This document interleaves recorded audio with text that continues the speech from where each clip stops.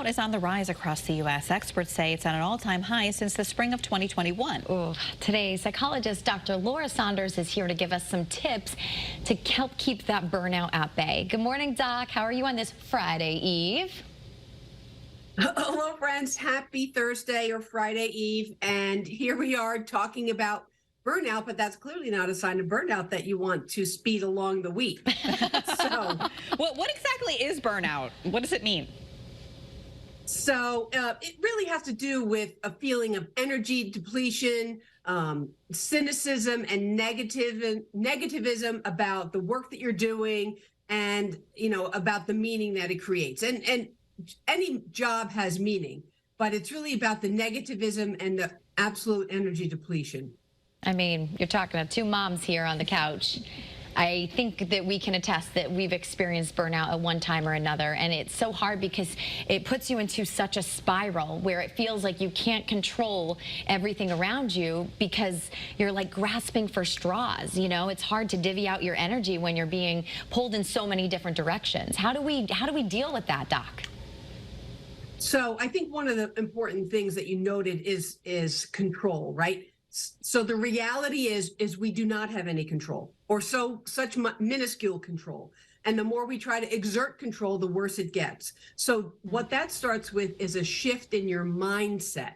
So my mindset is, what do I have control over? Okay, I have control over myself. I have control over my attitudes. I have control over, the food and nutrition I take in. Like, I only control over so little. I don't, the reality is we don't have control over our kids either.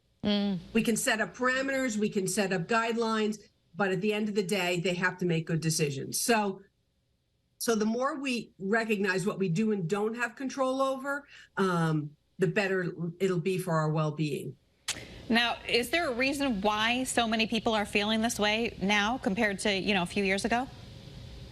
I do think it's a confluence of the global pandemic, geopolitical crises, talks of recession, so there's a lot of different factors. I really worry about two groups in particular who I think are being affected by this, the sense of burnout, and that is actually the younger workers, workers under 30, and women. I mean, if you think about workers under 30, they are starting their lives and their careers amidst a global pandemic and so much difficulty. It really has led to a lot of disillusionment. Now, I know you talked about, trying to conquer that positive mindset. You get up every day. What are you grateful for? Today's going to be a good day, those kinds of affirmations. Is there anything else we can do, outside of our head, literally, physically, to also help avoid burnout or make us feel better when we experience it? Yes, I really encourage people to ask for help when they need it, right?